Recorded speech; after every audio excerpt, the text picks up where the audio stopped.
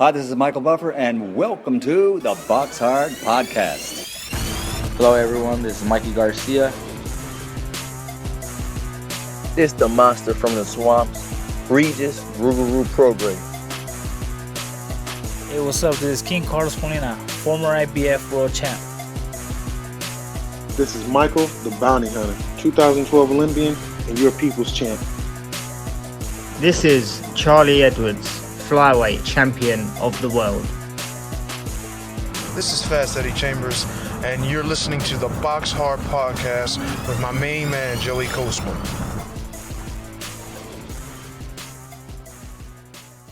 Hello everybody and welcome to episode 342 of the BoxHard Podcast. I'm your host Joey Coastman. I'm joined as ever by my best friend and former heavyweight world title challenger, Mr. Fast Eddie Chambers. Eddie, how you doing this week, my man? I'm doing good, my man. How about you? Always good when speaking with you, Eddie. You already know.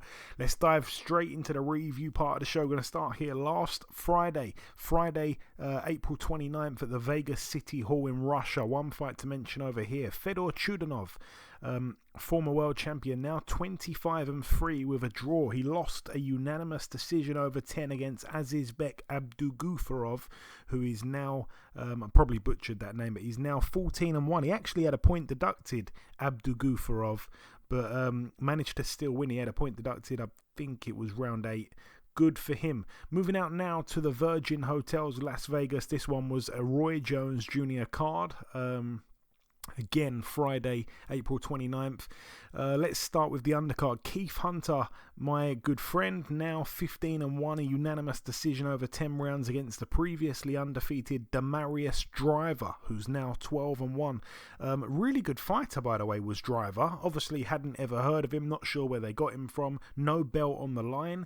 You know, a lot at stake, really, between two good fighters. So, not sure what the kind of business move was behind that fight, but he caused a lot of problems. I actually had it 4-4 going into round 9, and I gave Hunter the last 2 rounds, so I was really happy for him. But it was a great fight as well. That one was on Fight TV. Sharif Rahman with a win. He's now 6-0, a unanimous decision over 6 rounds against Reyes Sanchez, who's now 7-2. We had a win as well for Gerald McClellan Jr. He's now 2-0, a majority decision over 4 rounds against Demetrius Alexander, who's now 1-1.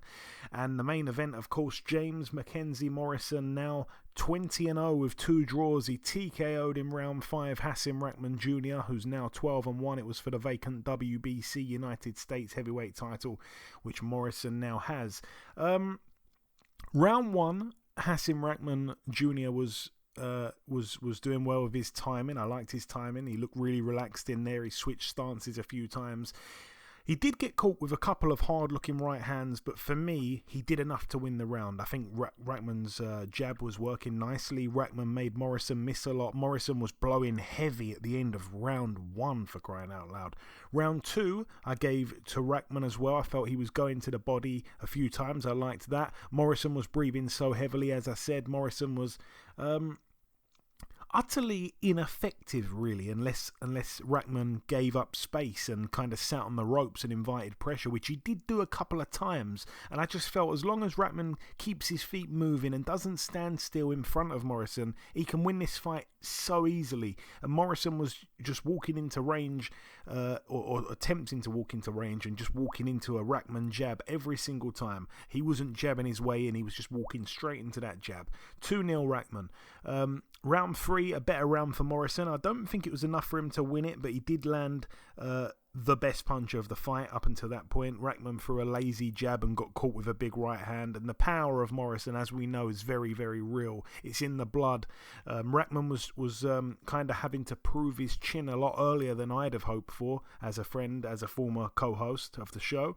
And as I said, he couldn't really afford to stand in front of Morrison. Rahman, I felt, needed to keep his hands up, and when he jabs, Morrison wasn't able to really get past the jab, so I wanted to see him get back to that. Round 4 I gave to Morrison, just about. I didn't like Rahman constantly backing up, inviting the pressure. He didn't seem to have the power as well to deter Morrison from completely just coming forward exclusively and trying to walk through Rahman's punches. And Rahman was starting to look a little bit tired as well, round 4. And Morrison seemed to be finding a bit of a second wind. And then round 5, down goes Hasim Rahman. He initially got caught with a left hook followed by a right hand, I believe it was. And he kind of hunched over and froze, but he was on his feet. And it was clearly like a delayed reaction. And Morrison actually gave him a couple seconds and then realised, oh damn, he's hurt. And he threw, I think it was an extra punch, which pretty much splattered Rahman down in a heap. Rahman did get up and beat the count, and then Morrison walked over to him, landed a few left hands, a few jabs, and you just knew he was waiting for the right time to throw the right hand. And the first right hand he threw was an uppercut, and the referee waved it off. Hasim Rahman, protesting the stoppage of the referee. Morrison, as I say, was blowing so hard. He was actually blowing while Rahman was, while the referee was waving it off. The fight's finished and he was still blowing so hard. I felt the stoppage was maybe a tiny bit premature, maybe, but I felt Rahman was running out of steam and Morrison was starting to take over. So it's a big blow, really, for Hasim Rahman. I felt that he was in full control. And yeah, I mean, once again, that Morrison power is certainly real. Gutted for Hasim Rahman. Spoke to him after the fight, of course. I spoke to him, I think it was the same day as the fight, because the hours were weird. It started really late. I think it started around about 7 a.m. UK time, about 11 a.m. Vegas time, and that would be about 2 in the morning your time, Eddie, on Eastern time. So crazy time to start. And I did speak to him. I think he's doing okay, and he said that this is something that he kind of needed to use as motivation going forward. He wants a rematch. We'll see if it happens. Moving out now to the MGM Grand in Las Vegas, Nevada. Let's start with the undercard. I didn't see some of this undercard, but I know Nico Ali Walsh picked up a good knockout in round 1 against Alejandro Ibarra, who's now 7-2. Nico Ali Walsh 5-0.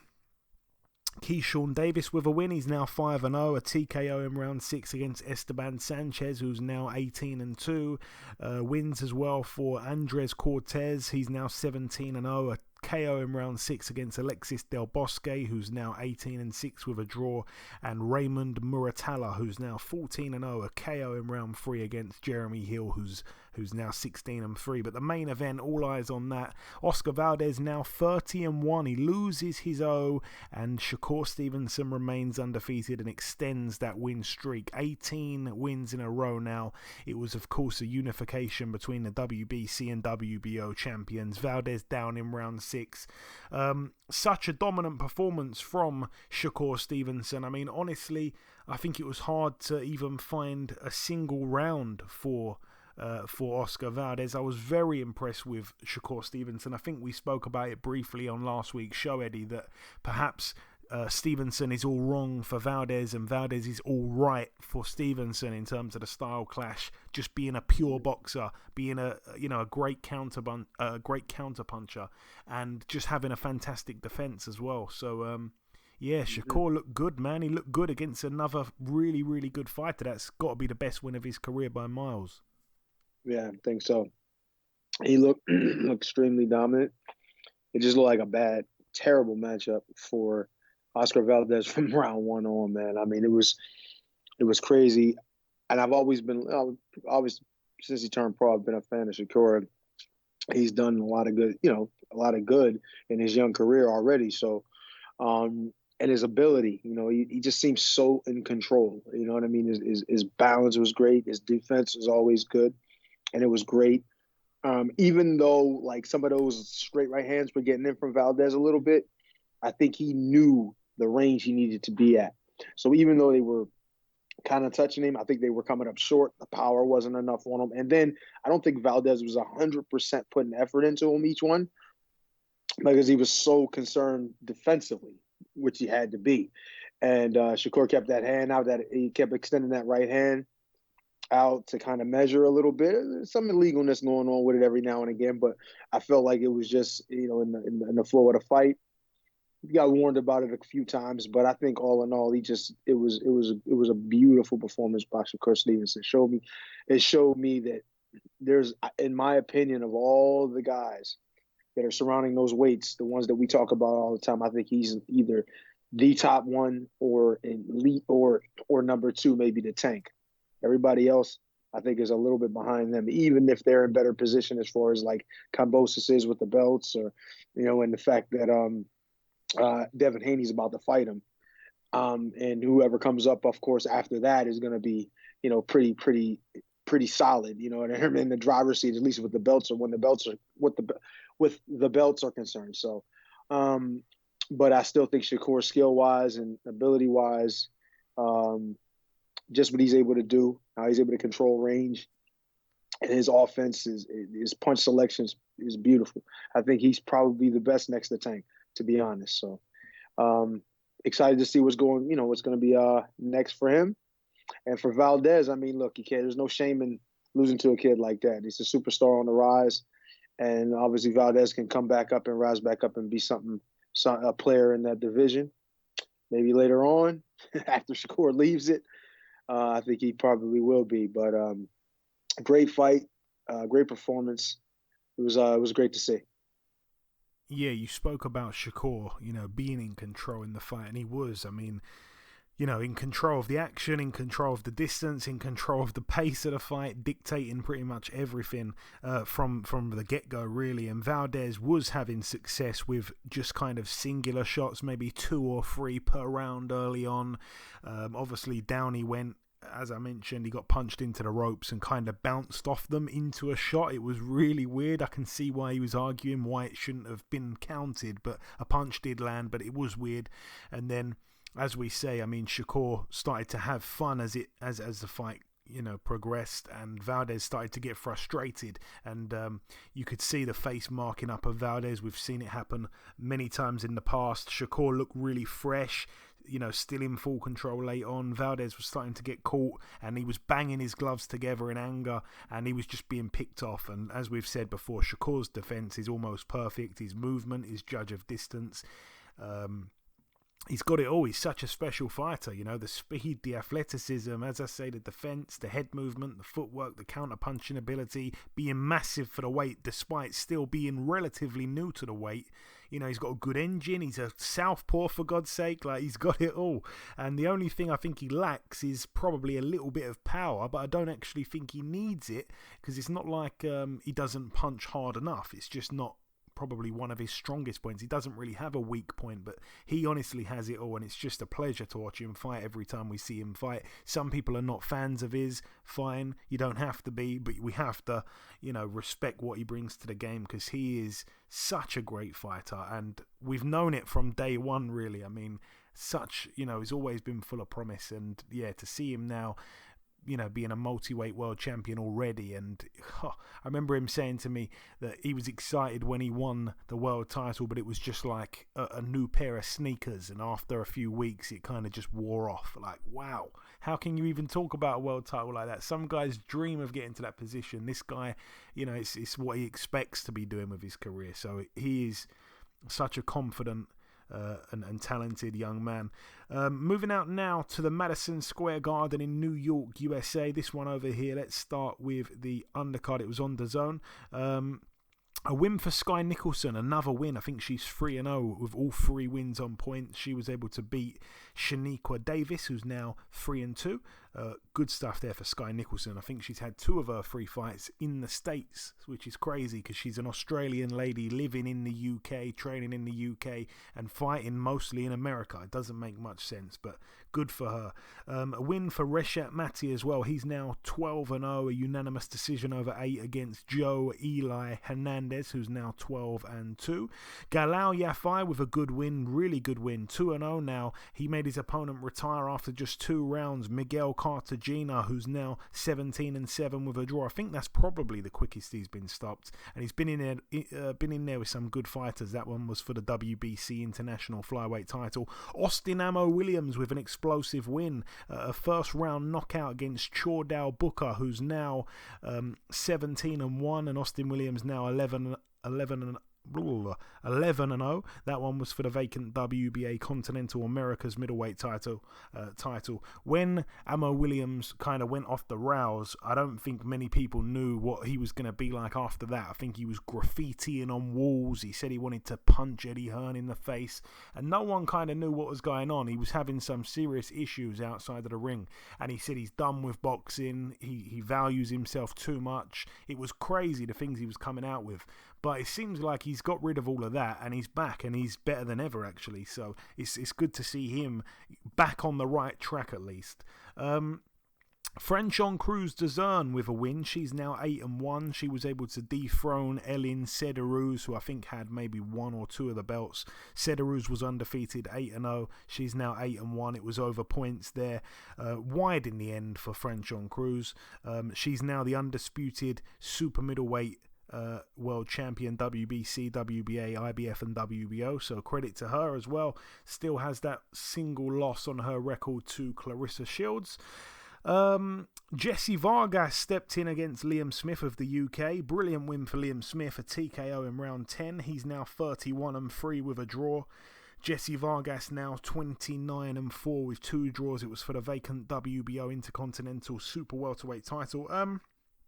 Again, this fight here, you know, it was a fight that I don't feel like there was much point of it really before it happened, and even afterwards. I'm not sure if it was some kind of eliminator or something, but I don't know. In a way, I guess it was good for Liam Smith to get the win in the fashion he did, but it was expected to be a real hard war. Jesse Vargas never had been stopped, but you know, I think even though he's kind of big and stuff, I just always favoured Liam Smith to have too much, be too strong, you know, the body attacks and stuff. I mean, he absolutely mauled Vargas, to be honest with you, and Vargas only hung around till round 10 because of the toughness that is just built in him. And yeah, I'm a fan of Vargas. He's been on the show before. I was kind of rooting for him a little bit, even though I really like Liam Smith being a fellow Brit. But no, very, very impressive win from Liam Smith. I just hope that there's a big fight next, because he certainly deserves it. And he's still one of the best fighters at 154, but just doesn't really get the mention, I don't think, amongst some of the other names that are around there, like the Lubins and people like that. I mean, yeah, I think he's a hard fight for someone like a Fundora, a hard fight for any of them guys really, but he just doesn't seem to get mentioned enough. But hopefully this win on US soil can put him in a few conversations with guys over there, and maybe they're going to want to see him again, because you know he's been out there a couple of times, boxed Munguia out there, boxed Canelo out there in Texas, so I think he's probably earned the respect of the US boxing fans anyway. So yeah, great stuff for him. And then the main event, wow, one of the best female fights you will see certainly all year, probably one of the best fights you're going to see all year, male or female, and probably one of the best female fights of all time. Katie Taylor, still the undisputed lightweight female world champion. She was able to beat Amanda Serrano on a split decision over 10 2-minute rounds. Serrano now 42-2 with a draw. Katie Taylor 21-0.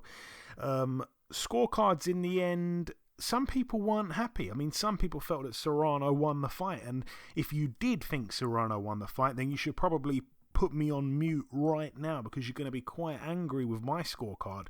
Round 1 I gave to Taylor. I think that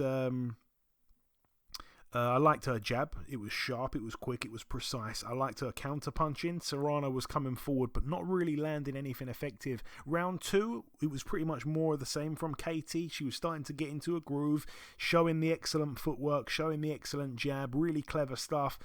Much more fluent, I guess, than Serrano. Good fight at that point. I think Katie was kind of in and out, not really interested in trading. Round 3 was where it started to heat up. It was a better round for Serrano, particularly towards the end of the round. She was catching Katie with some nice shots. Katie was still, for me, getting the better of it. Some people, I think, gave that round to Serrano. I think Chris Mannix actually had it 2-1 to Serrano after 3. I've got it 3-0 to Katie, so I'm not sure. Round 4, I gave to Serrano.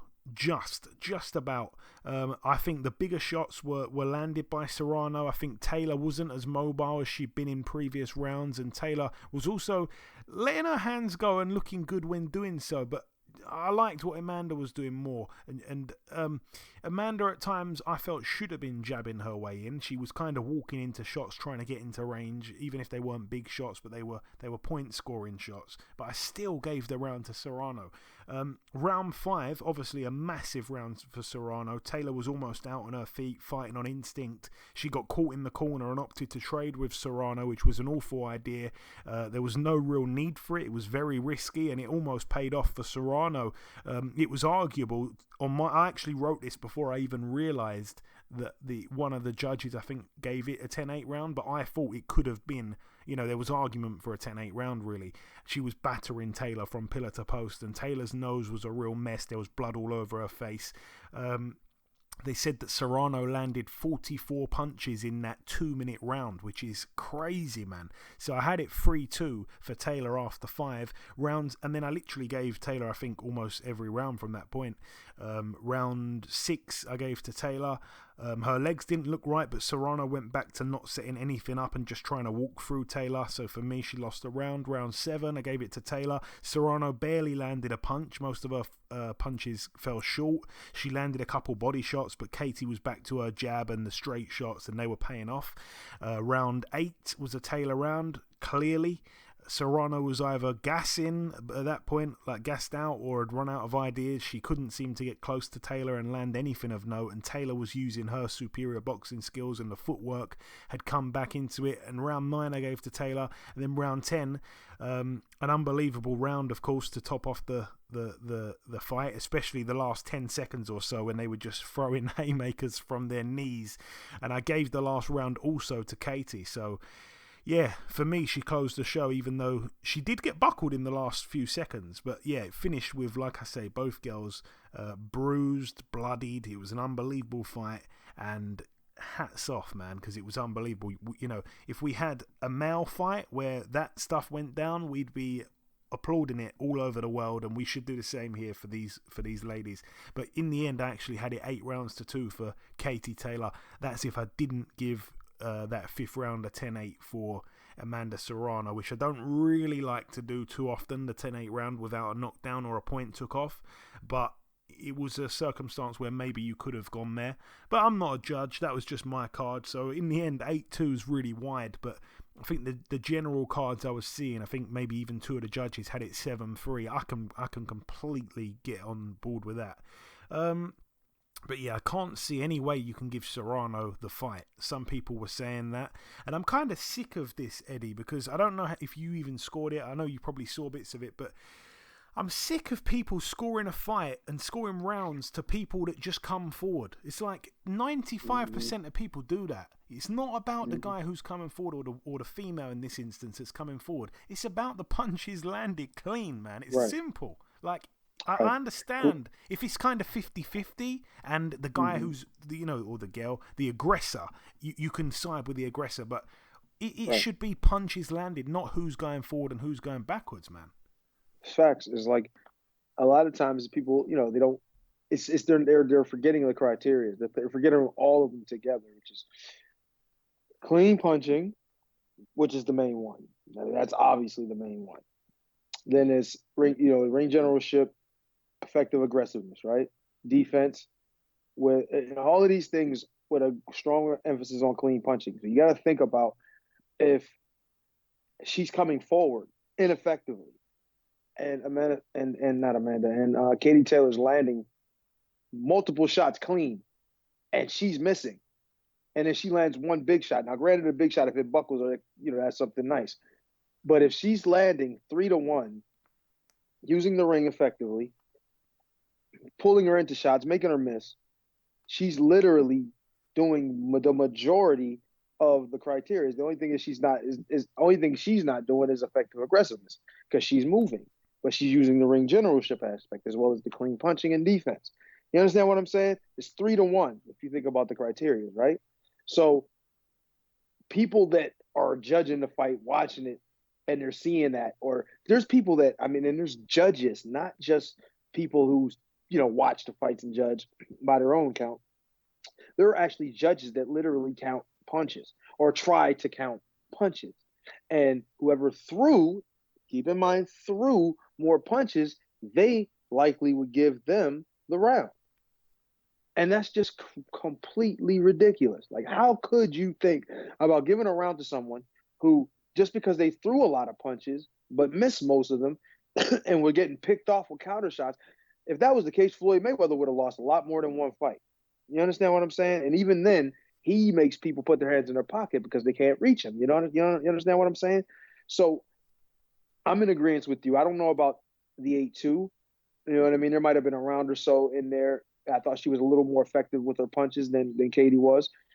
But all in all, no doubt about it, I thought Katie Taylor, especially those first 3 rounds when a lot of people were actually thinking that Amanda Serrano was winning those rounds. I was like, how are they giving her rounds when she's getting hit multiple times coming in and not really landing anything effective?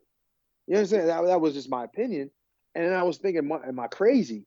And then I heard my man, I can't even think of his name right now. He was on the broadcast too. Crap. What is wrong with my brain? Oh my gosh. Why can't I remember his name? I was sparring with him when I was over there.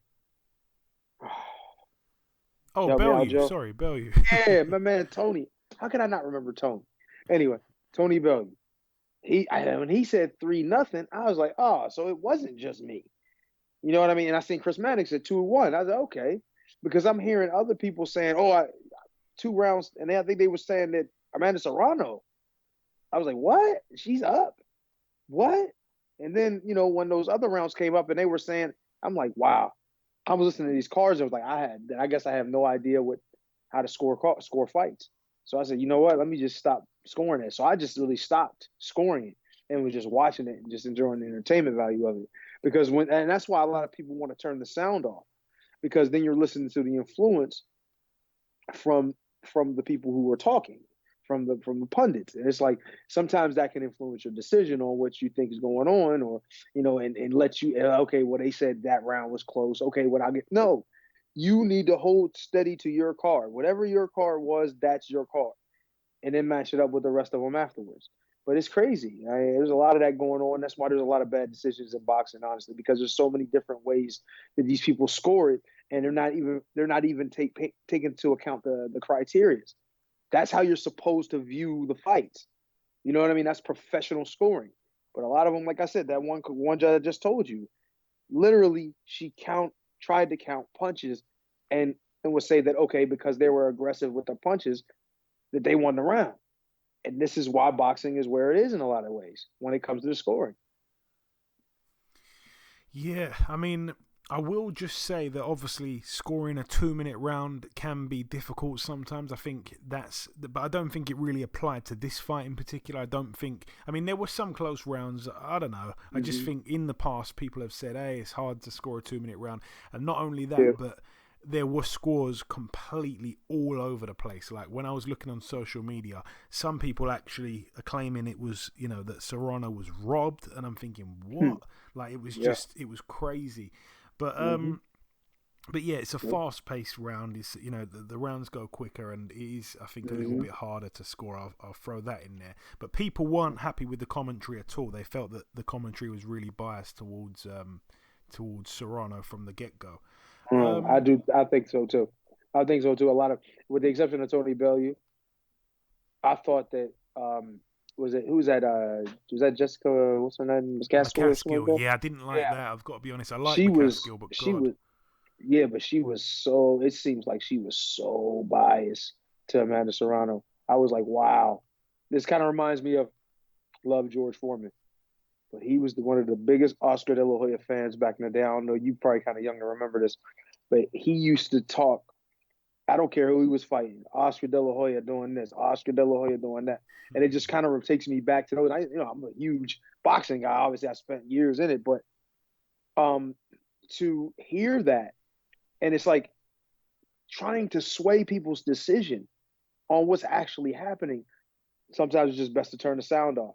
Or at least try to turn, if there was an option to turn the commentary off. because it's just so bad. Sometimes you hear these things, and then it upsets you. It upsets me watching it, thinking of these fighters and knowing that sometimes these things can influence judges, because some judges are, they like the crowd and then on top of that, now you're hearing the commentary if you're home watching. It's like, wow, this is crazy. It's insane. But all in all, great fight, great for women's boxing. I'm so happy to see both of them deserve a real pat on the back at the very least, and hopefully, that when women's boxing continue, because I could just see women fight hard. They really fight hard. It's like they're trying to get respect every time out. You know what I mean, from everyone. So, I mean, they really fight hard. If you've watched, even the fight a couple of weeks ago, we were watching those two girls go at it, and I'm like, wow, they're literally fighting tooth and nail, like they're trying to kill each other just for people's entertainment. I think the respect needs to be given to them just as they do the men. This was a great fight, a great event, headliner, deservedly so, pay-per-view. People need to take notice and really start to pay more attention to women's boxing, because I think it's on upswing now. Yeah, it is. And as you said, they deserve a pat on the back. I think both ladies have done so much for the women's game. I mean, Katie Taylor, I don't want to say in particular, but she's done so much, and Amanda Serrano's done so much. And it was the best against the best, and they're both role models. As I said, they've both done so much for the sport, and we never knew, though, if it was actually going to be a good fight. So the fact that it was a good fight as well, one of the best fights you're going to see, it's like the cherry on the icing on the cake, man. Everything come together. There was nothing bad, nothing negative about any of it. The fight was great. They're both great people. They've both done amazing things, and it was so well deserved. And they're both heroes, really, for women's boxing, both of them in their own rights, from very different places, but they've both done, very similar, brilliant, great things, and had such a fantastic positive impact on women's boxing, which was needed.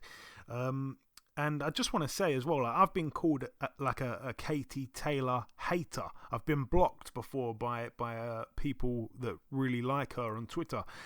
I was certainly not being biased to Katie Taylor with my scorecard. I actually bet on Serrano to win on points. That was my pick. It didn't come close to happening, in my opinion, so there's no reason why I would have been siding with Katie Taylor to win at all. But no, very, very, very happy with the fight. Great stuff.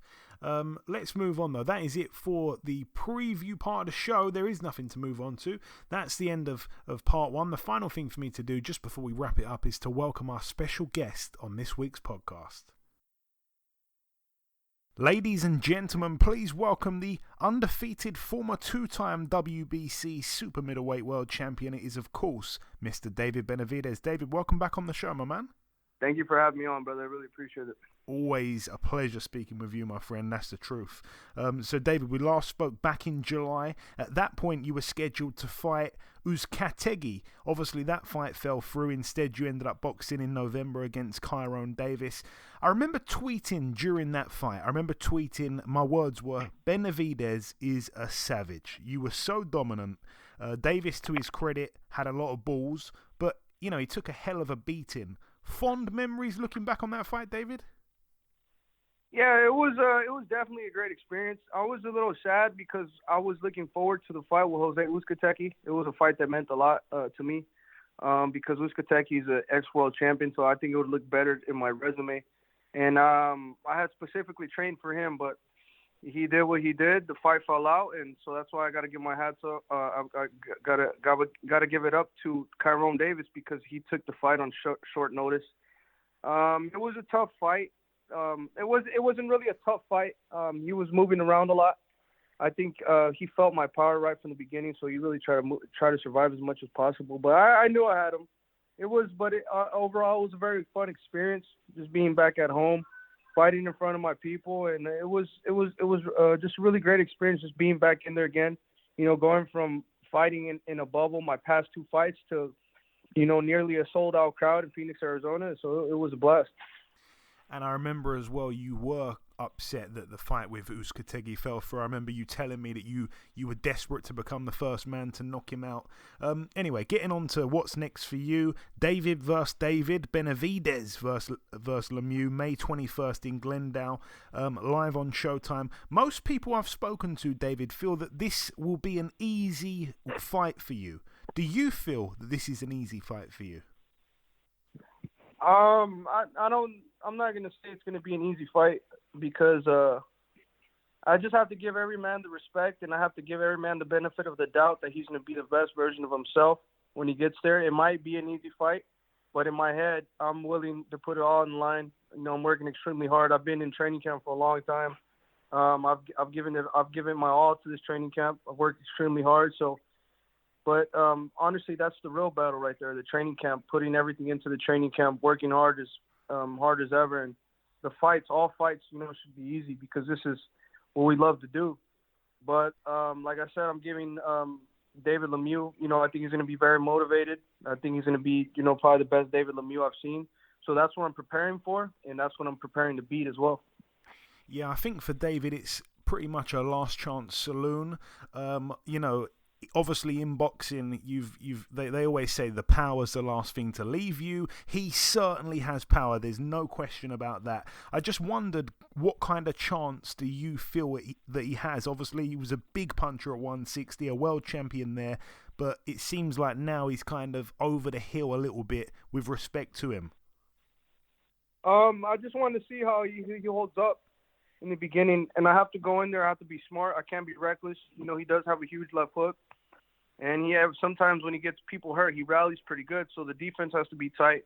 The decisions have to be made really good. But I'm gonna go in there and do what I have to do. Use the jab, find the distance, throw combinations, and go down to the body.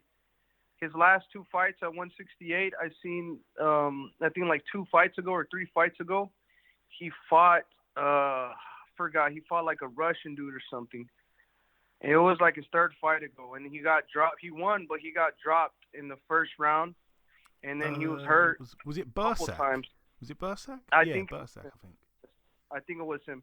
It was a good fight. He won, but I mean, I'm a way better fight than the other guy, and I'm stronger, younger. But like I said, I've seen a lot of holes in that fight. There's a lot of opportunities to hurt him, and I feel like I'm way stronger than the guy he fought. So, and right now is just a perfect time for me. You know, I have a lot of momentum right now. I'm working extremely hard. I feel great, and I'm going to be fighting for another title. So, I mean, everything is aligned for me to go in there and look spectacular. I worked extremely hard. Now it's my time to get another title, and I'm going to go in there and I'm going to leave that arena with the title.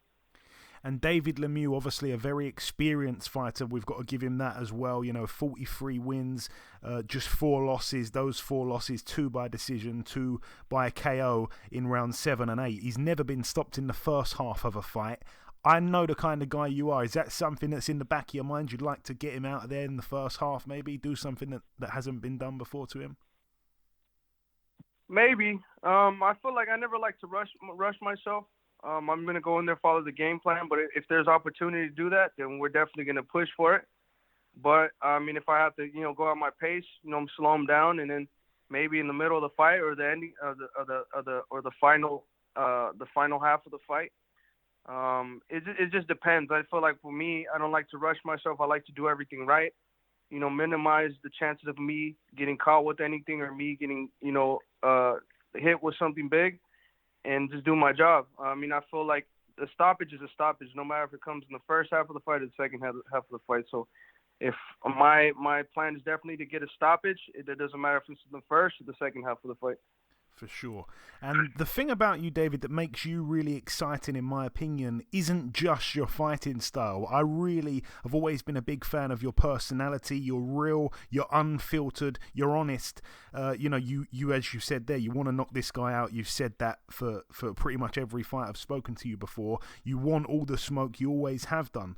I understand for this fight, it's not like it's just a random non-title fight against Lemieux, not much at stake, no other reason than to get, you know, a nice win. I understand it's for the interim belt, the WBC interim belt, but Can you tell us maybe when you feel we'll see you in a ring with the likes of someone like a Danny Jacobs, a Saunders, a Plant, an Andrade, a Charlo, a Golovkin, someone like that? I know you want those fights.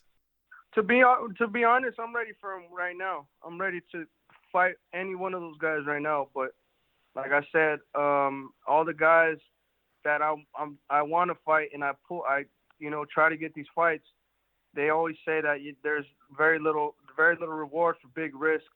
But right now, I feel like once I get this title, I'll have more leverage to make these fights happen because the interim title, I'd have the interim title.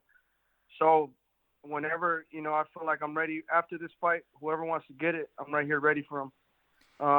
But first things first, I got to go out there, get the title, and then after that, I think maybe by the end of this year we could land a big fight. I don't know with who, but I feel like the big fights are going to come after this one. Yeah, and respect to David Lemieux. I don't want to overlook him in any way. As I say, he's definitely a puncher that can switch people's lights out with one shot. But just my last question on kind of other guys, apart from Canelo, because everyone, of course, wants that massive fight. But who do you want to fight most out of anyone in the world apart from Canelo, David? I want to fight. Well, there's a couple guys. There's Caleb Plant, there's Charlo, and there's Bivol Andrade. Those are the three guys I'd love to make a fight happen with, and I feel like those fights are really possible to make probably this year or the beginning or next year. So I'm very excited. I know everybody's out staking out a fight with Canelo, but I feel like if I got to make my own route, then that's not a problem either. There's a lot of great fights to be made in the PBC side. There's also David Morrell. That's definitely a huge fight. So I'm ready for whatever. If I got to go through all those guys and get my experience, and then I feel like once I beat all those guys, a fight with Canelo would be more lucrative and it'd be a bigger fight at the end of the day, then that's what's going to happen. But I'm ready for whoever, whenever. I'm ready. And I believe you when you say that. I want to ask you this as well, David. It's not a guy I'm thinking of as an opponent for you. It's pretty much a step backwards, but I just wanted to get your opinion on Edgar Berlanga. Obviously, he gathered all these first round knockouts. He's younger than yourself. He's a guy that people were talking about as this new young danger man in the division, something people had said about you for years. What's your thoughts on him when he was coming through? Well, when he was coming up, I thought I still wanted to fight him. I wanted to fight him when he was at his most dangerous. And when everybody thought he was the next guy coming up, that he was just going to walk through everybody. This was 2 fights ago. I had called him out, and we had called his team, see if we can make the fight happen. The fight wasn't able to make happen, so we just continue to do what we're doing. But I would still love to fight Edgar Berlanga. I feel like it would be a very big fight. Anyways, besides what's going on right now, I feel like it's not my problem, I'm not going to be trying to, be like, oh, he's not ready, I'll wait till he gets ready. I'm ready. We're the same age, so if they want to make the fight happen, we can make it happen. If he's not ready, that's not my problem.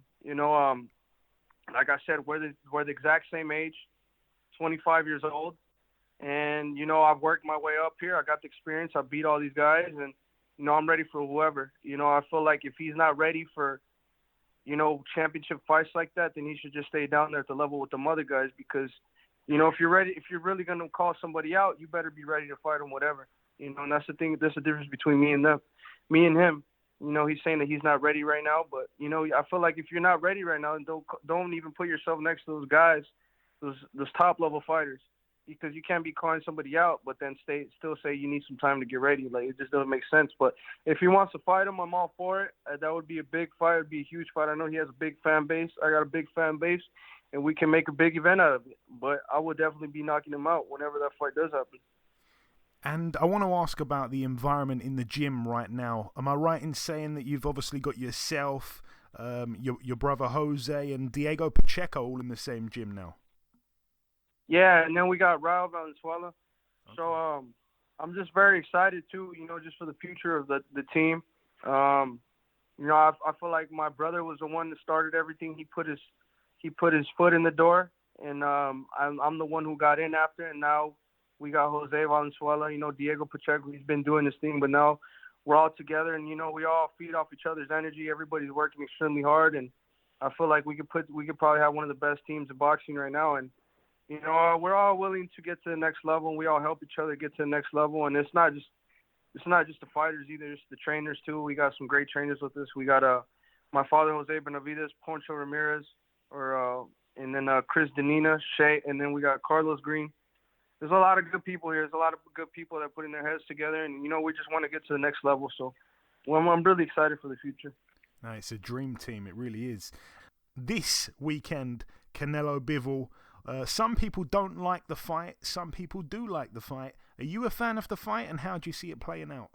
I mean, yeah, it's a good fight. I mean, for the division, there's not really too much other fights to be made. There's either Bivol, and then there's Joe Smith and Bertabeef.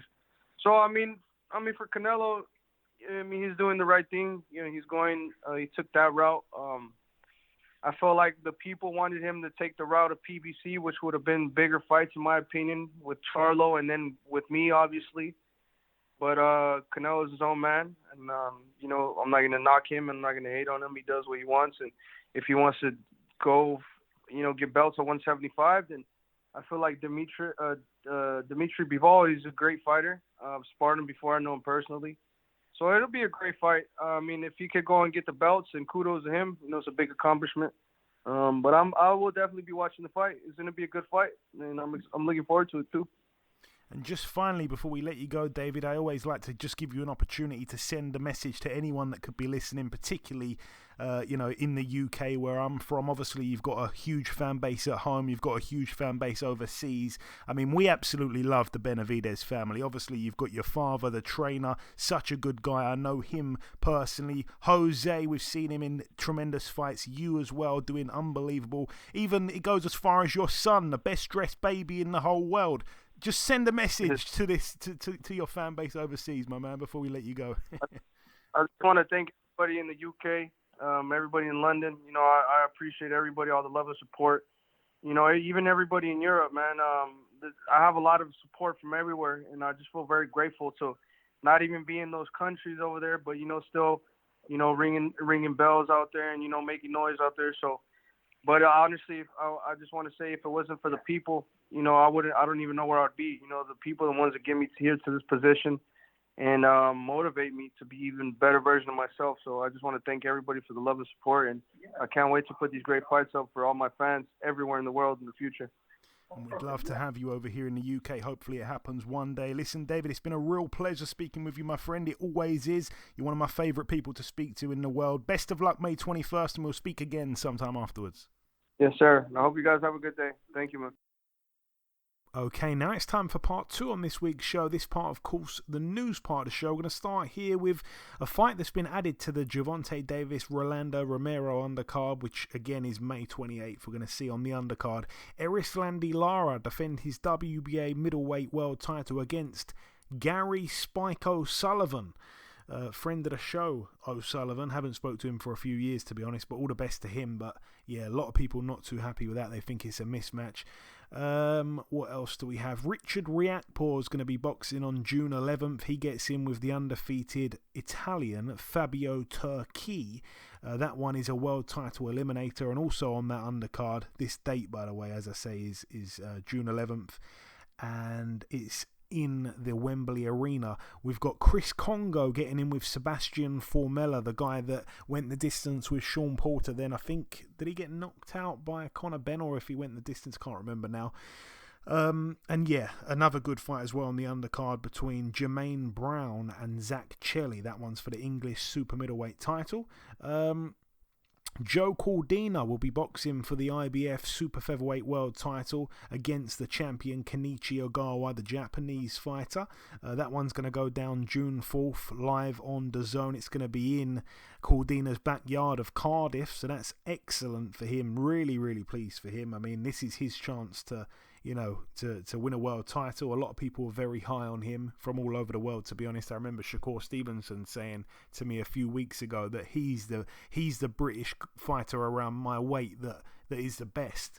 He's better than all these other guys in Britain. He's the guy, and here is his opportunity to prove so.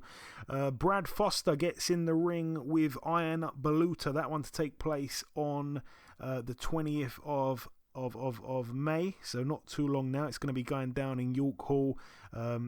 Baluta's been in with a few Irish people in a row. He's been in with Michael Conlon, TJ Doheny, and I think it was David Oliver Joyce. So he gets in with Brad Foster, who I think is coming off a loss, if I'm not mistaken. So yeah, that one could be interesting there.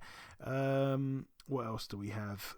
May 28th, Anthony Peterson returns to the ring as well. He gets in with I think it's Saul Corral, who's 23-18. That's an 8-rounder there, if I'm not mistaken. But anyway, that is it for the news part of the show. Moving on to the preview part, not too much at all to go over, just 2 cards. One card, we're going to start with this one here. It takes place in Michigan, USA. We've got Cornelius Bundridge, who just turned 49. He shares the same birthday as me, so he turned 49. What was it, a couple weeks ago now? So yeah, he is 37-6 in a 6-rounder against Stephen Matthews, who's 5-1. All the best to Cornelius Bundridge, friend of the show. And yeah, the main event, I should say, while I remember right now, happy Cinco de Mayo to our Mexican listeners. But yeah, let's go there. T-Mobile Arena, DAZN, Las Vegas, Nevada, USA. Let's start with the undercard first. Mark Castro, 6-0, the young, highly touted prospect in an 8-rounder against Pedro Vicente Shabai, who's 7-4 with a draw.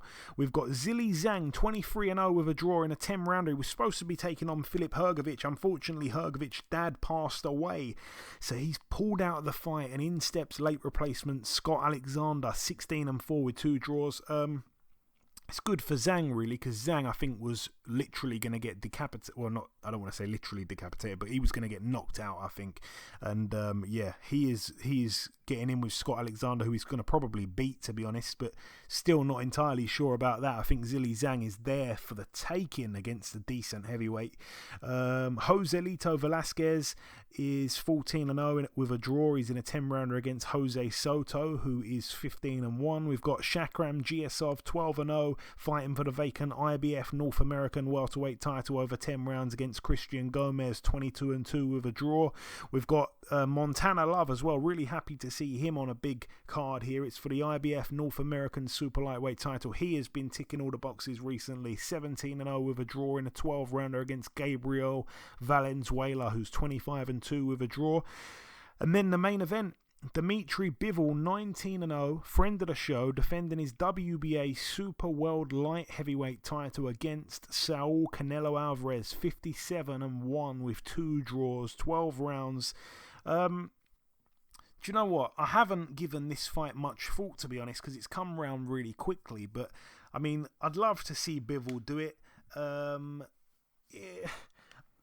Eddie, I'm really unsure because when I think about the fight, I'm not sure if Bivol has got a great style to like a good style to give Canelo loads of problems, or he doesn't have the good style at all. I'm not sure. I'm kind of caught between, is he going to cause loads of problems, or is he going to be really ineffective? I'm really stuck. You know what's crazy? I was kind of thinking that too, because he's kind of like his style is kind of like a busy, touch you, pop, pop, pop, quick, little combinations, little stuff like that. And it's like, can the range and his ability, like his in and out and all that, the stuff that he does so well, can that really work for him with the guy's crafty and as slick as Canelo? You would think possibly, because he might be able to keep the range, but he would have to make Canelo respect him. And not only would he have to make Canelo respect him, he would have to be able to land punches consistently, which we don't know. Now, is he fast enough? Does he have? Is he accurate enough? You know what I mean? Because he's not used to fighting guys who are going to move their head and be defensively as sound as Canelo is, and not as crafty with the counter punches too. He's normally that guy who's the counter punching, busy punching, keeping guys on the end of his shots. It's going to be a little different. Now he's going to have somebody kind of, most likely, which I would think, pressing the action, being a difficult target as they're being aggressive. You know what I'm saying? It's like Canelo. It's just hard for me because we haven't seen him in any real adversity at this point. You know what I'm saying? Demetrius Bivol I'm talking about. So it's kind of hard to say, well, if he starts to have a tough time, what will he be able to resort to? How could he make an adjustment? And this is always the case with guys who are high level fighters or prospects or something like that, that come into all of a sudden to another level. You know what I'm saying? Now, the one thing that we, I don't want to say the elephant in the room, because he's competed at that weight before, but he is once again going up to 175. He did well, obviously, in beating Kovalev.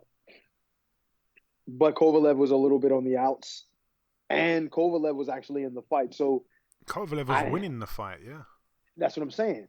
So Bivol being a live guy, a proud guy, a guy that is expecting to win and expecting to do what nobody thinks he's going to do, he's going to get in there and give everything he has. But this just makes me go back to think about, and I know I'm kind of bouncing all around a little bit, but this makes me go back to thinking about the fight that Canelo had with Danny Jacobs. Remember, like the fight he had with Danny Jacobs, when Danny Jacobs he's trying to be busy, trying to put his jab on him, literally just poking shots at him it was almost like a fencing match. He was trying to, I got to touch him, and he couldn't. And it's like that was a weight class or two below, and he couldn't even touch him.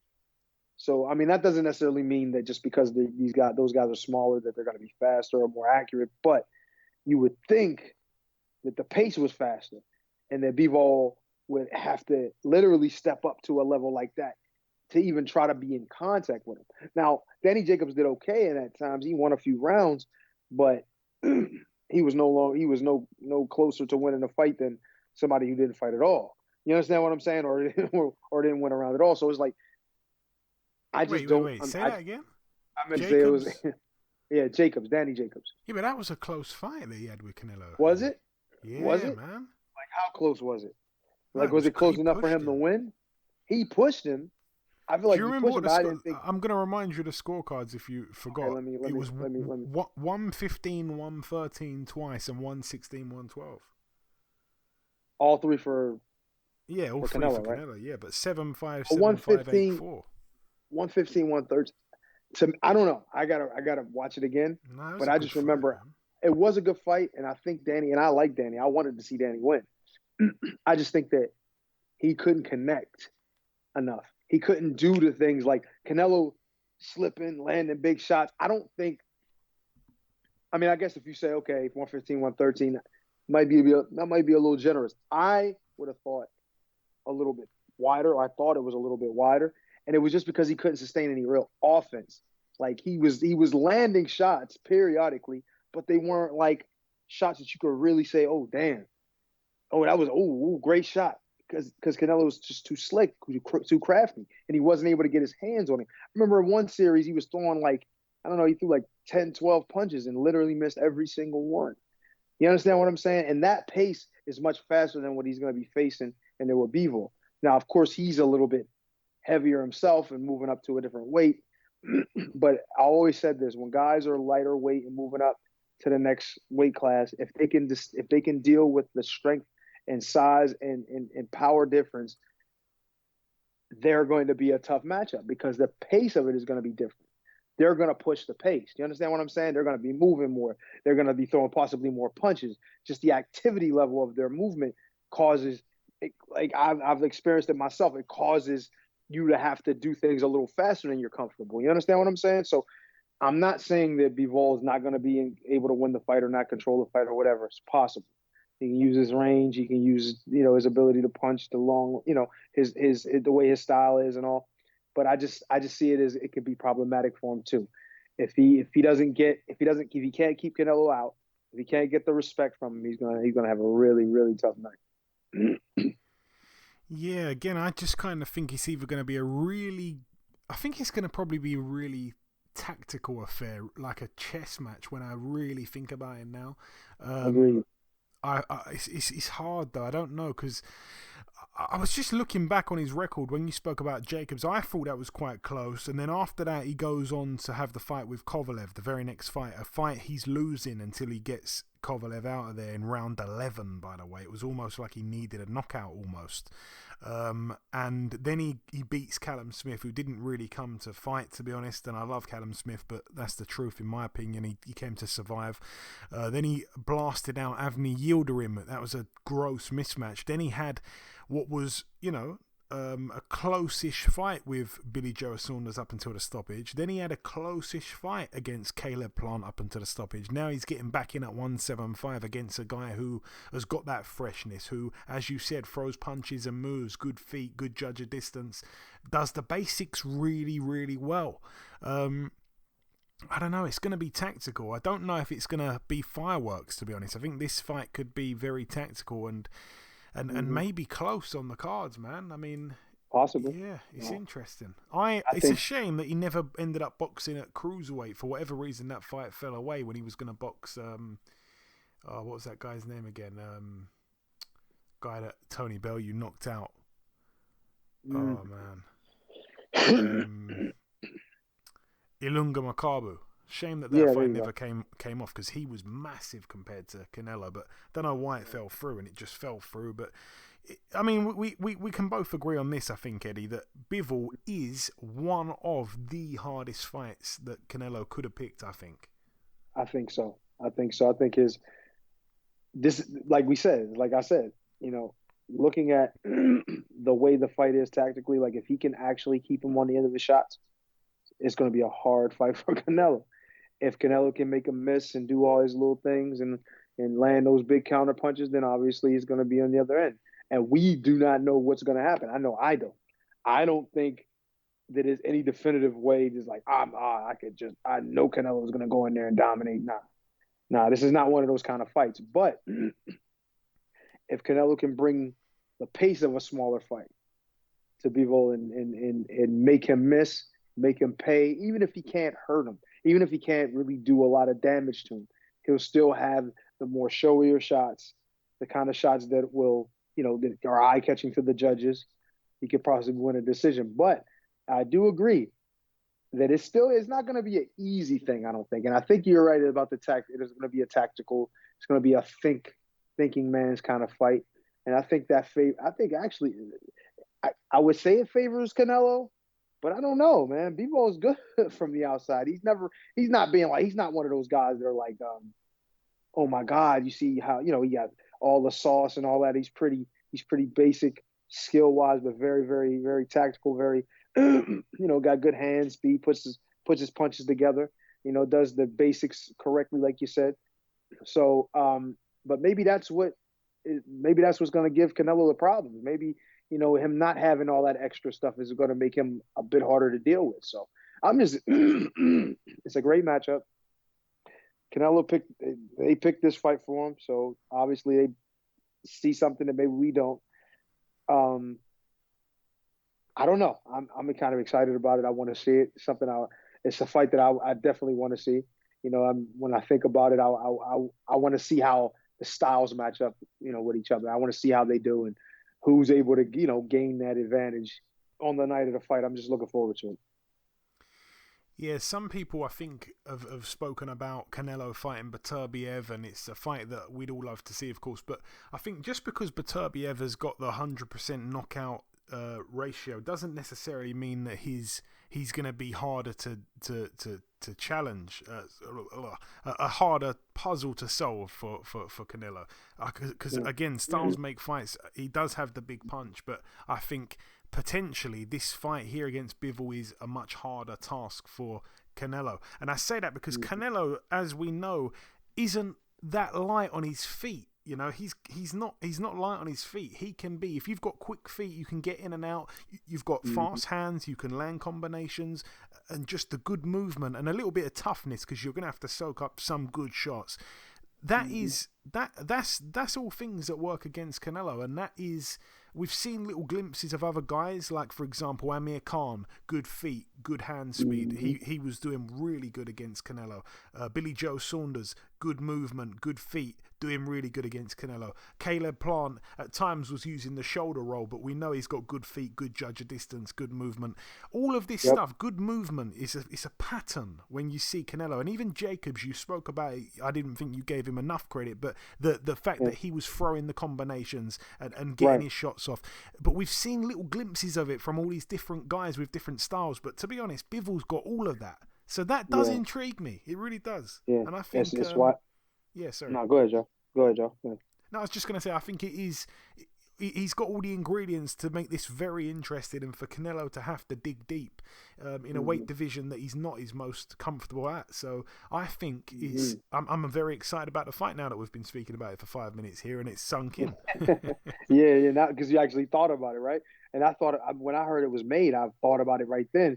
But obviously, you forget about it, and things come up. Other big fights are made, like thinking of these Earl Spence and with UGAS and somebody like the Katie Taylor and Amanda Serrano fight, and just different fights like that coming up. Oh man, these are good fights and all that. And then you forget about this one that pops up, and it's like, well, Bivol is a pretty high level guy, and you think all the things he does well, and then you say, damn, Canelo's coming up a couple weight classes. His comfortable weight was supposed to be 160 160. Actually, it was 154 at first. And then he moves up to now, 160 and then fighting 68 and 75. And you got to realize he's moving up to these people's weight. These guys are going to be comfortable there. You know what I'm saying? I'm not saying Canelo won't be, but I'm just saying fact is Bivol's been there, I think, his entire career or most of his career. So there's a lot to be said about that too. You know what I mean? But like, I still stand on that. If you can bring that lower weight pace to a higher weight class, it might have the little edge there. But if Bivol, like I said, if he can keep him on the end of those punches, yeah, I can see that being a very, very, very interesting fight going down the stretch. I just can't wait to see it. It's definitely very interesting.